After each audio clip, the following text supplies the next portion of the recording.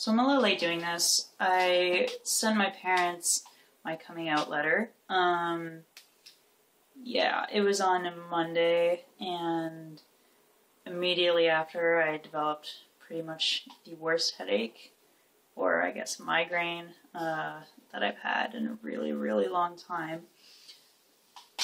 And I was in bed for 8 hours afterwards because I couldn't even open my eyes. I felt so sick. The next day at work, I was just dreading getting what I would expect to be a tearful, horrible phone call within the next few days. But to my surprise, I come home to a Facebook message from my mom, which I thought was pretty cute, and oddly a casual medium for her to contact me through. Yeah, so, I don't know, she said, like, she doesn't know if she's really surprised or not. Pretty much what I would hope for, like, it's not 100%. She's trying to wrap her head around it. She keeps sending me reassuring messages, which are pretty nice, and they're doing their job. Haven't heard at all from my dad yet. I mean, he's the only person so far who's been seemingly pretty hung up on it.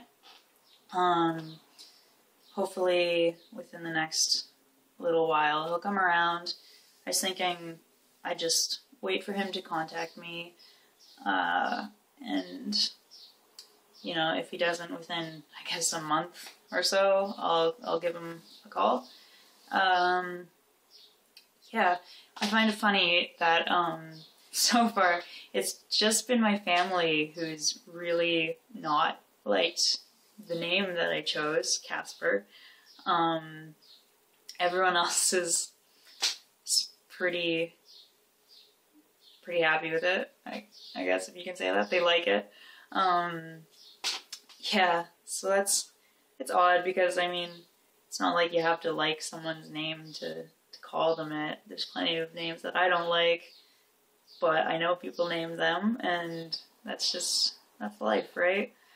I didn't expect to pick Casper, but I did, and I really like it, and it's really growing on me, especially the more people actually use it in my day-to-day life. It makes me feel pretty good. Yeah, also, I've noticed that one of the big issues that's coming up with worry-wise with my family is how people are gonna, like, perceive me. And, you know, if they're gonna be prejudiced and rude or whatnot. But it's odd because, you know, I've been out since grade 9 or 10 as queer anyways, so I've kind of had years and years worth of dealing with that kind of thing. Not to mention, you know, far enough along in my transition, I would assume that at least to most random strangers, I'm just gonna appear to be a regular guy or whatever. And, you know, Beck, my partner, and I are going to be perceived as a heterosexual couple, which, you know, that pretty much knocks off any general stigma. So if you look at it that way, I'm pretty much moving into the sector of as privileged as I can get. So this is a good thing. Yeah. Anyways, yeah, so on another note, I got a tri-top blender, Nope.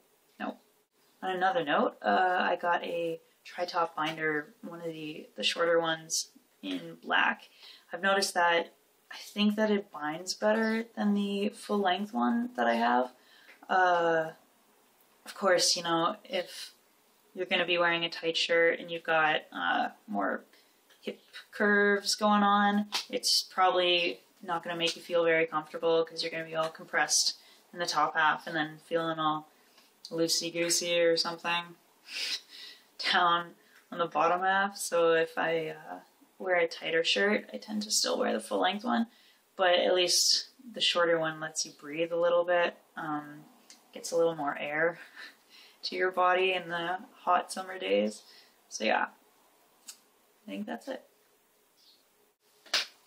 By the way, I introduced Sisu, but this is Nori.